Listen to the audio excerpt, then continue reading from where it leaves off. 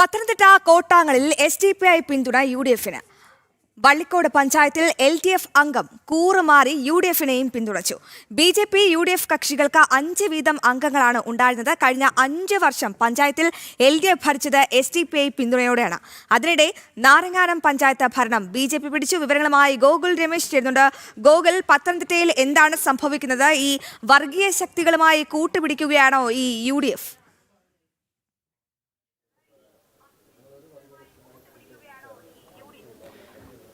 അശ്വതി, കേരളം അല്ലെങ്കിൽ രാഷ്ട്രീയ കേരളം ഏറ്റവും കൂടുതൽ ഉറ്റുനോക്കിയിരുന്ന ഒരു പ്രസിഡന്റ് വൈസ് പ്രസിഡന്റ് തെരഞ്ഞെടുപ്പ് അത് കോട്ടാങ്ങൽ പഞ്ചായത്തിലേതായിരുന്നു. കാരണം കഴിഞ്ഞ തദ്ദേശ തെരഞ്ഞെടുപ്പിലും കോട്ടാങ്ങൽ പഞ്ചായത്തായിരുന്നു ഏറെ ശ്രദ്ധാകേന്ദ്രമായി മാറിയിരുന്നത്. കാരണം വർഗീയ ശക്തിയായിട്ടുള്ള SDPIയുടെ പിന്തുണയിൽ ഇടതുപക്ഷം ഭരിച്ചിരുന്ന ഒരു പഞ്ചായത്താണ് കോട്ടാങ്ങൽ.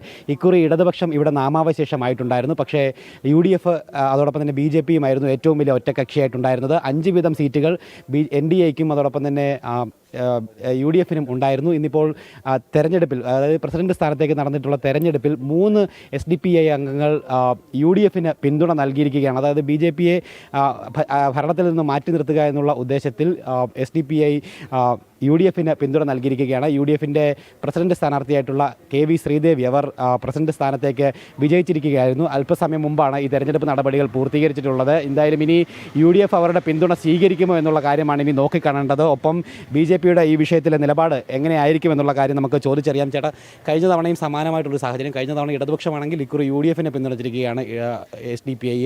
BJPയെ ഭരണത്തിൽ നിന്ന് മാറ്റി നിർത്തുക എന്നുള്ളത് മാത്രമാണ് ലക്ഷ്യമെന്നാണ് അവർ പറഞ്ഞിരിക്കുന്നത്. എങ്ങനെയാണ് നമ്മുടെ ഒരു പ്രതികരണം ഇതിനോട്?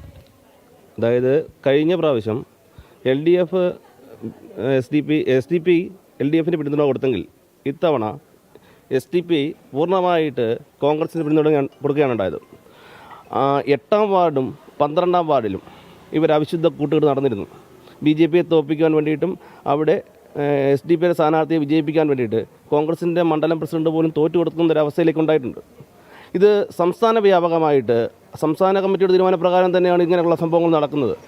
ഇങ്ങനെ ഒരു സംഭവം ഉണ്ടാകുമ്പോൾ ഇവിടുത്തെ ജനങ്ങൾ അനുഭവിക്കുന്ന ദുരിതങ്ങൾ, അതായത് ഇപ്പോൾ ഒരു പ്രസിഡന്റ് തിരഞ്ഞെടുപ്പ് നടക്കുന്നു. ഈ പ്രസിഡന്റ് തിരഞ്ഞെടുപ്പിൽ ഇവരെ രാജിവെച്ച് പുറത്തു പോകുമെന്ന് പറയുന്നു.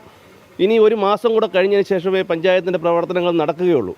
അത് ഏറ്റവും കൂടുതൽ ഇവിടെ സാധാരണപ്പെട്ട ജനങ്ങളെയാണ് ബുദ്ധിമുട്ട് അനുഭവിക്കുന്നത്. അപ്പോൾ അതിനകത്ത് ശക്തമായിട്ട് BJP പ്രതിഷേധിക്കുന്നു.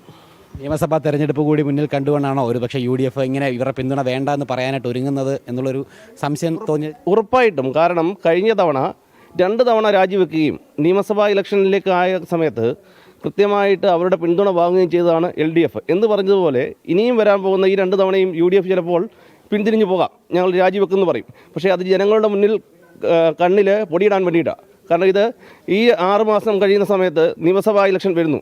ആ സമയത്തേക്ക് ഇവർ ഉറപ്പായിട്ടും പിന്നെ SDPയുടെ പിന്തുണ വാങ്ങും, ഇവർ ഭരിക്കാനുള്ള ക്രമീകരണം ചെയ്യും. അതാണ് ജനങ്ങളെ ഒരു പറ്റിക്കുന്ന നിലപാടല്ല. കാരണം കഴിഞ്ഞ തവണ ഇതുപോലെ തന്നെ LDF-നെ പിന്തുണച്ചു. ആദ്യം 2 തവണ അവർ പിന്തുണ വേണ്ടെന്ന് പറഞ്ഞ് 3-ാം തവണ സ്വീകരിക്കുന്നു. ഇവിടെയും ഇപ്പോൾ UDF-ഉം സമാനമായിട്ട് അങ്ങനെ ഒരു നിലപാട് തന്നെ സ്വീകരിക്കാൻ ഒരുങ്ങുന്നു. ഇവിടെ ജനങ്ങളല്ല യഥാർത്ഥത്തിൽ വിഡ്ഢികളാവുന്നു. ജനങ്ങളെ വിഡ്ഢിയാക്കിയാണ് UDF ഇപ്പോൾ ഈ അതായത് പഞ്ചായത്ത് ഇലക്ഷന് മുൻപേ തന്നെ ഇവർ തമ്മിൽ സംസ്ഥാന തലത്തിലുണ്ടായ ഒരു ധാരണയാണ് ഈ കാണുന്നത്.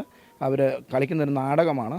നിയമസഭാ ഇലക്ഷന് ശേഷം ഇവർ ഒന്നാകുകയും കോട്ടാങ്ങൽ ഭരണത്തിലേറുകയും ചെയ്യും. നമ്മുടെ BJP ഈ വിഷയം ജനങ്ങളിൽ എത്തിക്കാൻ എങ്ങനെയാണ് അതിനുള്ള തീരുമാനങ്ങളൊക്കെ? തീർച്ചയായിട്ടും നമ്മൾ ജനങ്ങളിൽ എത്തിക്കും. കഴിഞ്ഞ പ്രാവശ്യം നമ്മൾ ശ്രമിച്ചിരുന്നു. അതുകൊണ്ടാണ് നമുക്ക് ഉണ്ടായിരുന്ന 5 സീറ്റ് നിലനിർത്താൻ സാധിച്ചത്. തീർച്ചയായിട്ടും അതാണ് എന്തായാലും BJPയുടെ പ്രതികരണം, അല്ലെങ്കിൽ അവരുടെ നിലപാടാണ് അവർ വ്യക്തമാക്കിയിട്ടുള്ളത്. കൃത്യമായിട്ട് ജനങ്ങളെ കബളിപ്പിക്കുന്ന ഒരു നിലപാട് തന്നെ ഇടത് വലത് മുന്നണികൾ SDPയെ കൂട്ടുപിടിച്ചുകൊണ്ട് കോട്ടാങ്ങൽ പഞ്ചായത്തിൽ നടത്തിക്കൊണ്ടിരിക്കുന്നു എന്നുള്ളതാണ്. എന്തായാലും ഇപ്പോൾ ഈ SDPയുടെ പിന്തുണ അത് UDF അംഗങ്ങൾ സ്വീകരിക്കുമോ എന്നുള്ളതാണ്. എന്തായാലും സ്വീകരിക്കില്ല എന്നുള്ളൊരു സൂചനകളൊക്കെ തന്നെയാണ് ലഭ്യമാകുന്നത്. അതായത് SDPI പിന്തുണയിൽ വിജയിച്ചിട്ടുള്ള പ്രസിഡന്റ് സ്ഥാനവും വൈസ് പ്രസിഡന്റ് സ്ഥാനം വിജയിക്കുകയാണെങ്കിൽ അതും രാജിവെക്കും എന്നുള്ളൊരു സൂചനകൾ തന്നെയാണ് നമുക്ക് ലഭ്യമാകുന്നത്. അങ്ങനെയാണെങ്കിൽ വീണ്ടും 1 മാസത്തിന് ശേഷം വീണ്ടും തെരഞ്ഞെടുപ്പ് നടക്കും. വീണ്ടും SDPI പിന്തുണയ്ക്കുകയോ എന്നുള്ള കാര്യമൊക്കെയാണ് ഇനി ഏറെ പ്രധാനമായിട്ട് കണ്ടത്. അതിനിടയിൽ നാരങ്ങാനം പഞ്ചായത്ത് BJP പിടിച്ചെടുത്തിട്ടുണ്ട്. എങ്ങനെയായിരുന്നു തെരഞ്ഞെടുപ്പ് നടപടിക്രമങ്ങൾ അവിടെ?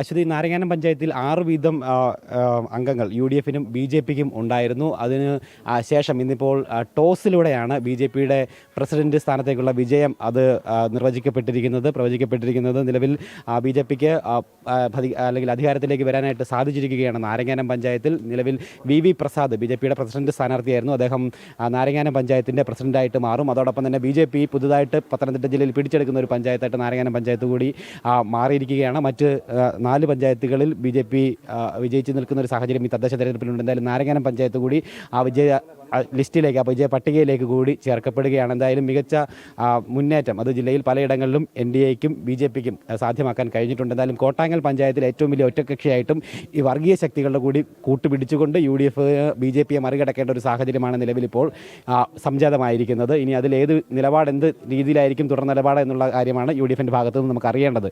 അശ്വതി. ശരി ഗോകുൽ, കാര്യങ്ങൾ വ്യക്തമാണ്. പത്തനംതിട്ട കോട്ടാങ്ങലിലാണ് ഇത്തരത്തിൽ വർഗീയ ശക്തികളുടെ പിന്തുണ UDF നേടുന്നത്. എന്നാലും അവിടെ നാരങ്ങാനം പഞ്ചായത്തിൽ BJP ഭരണം ഏറ്റെടുത്തു. ഇനി നമുക്ക്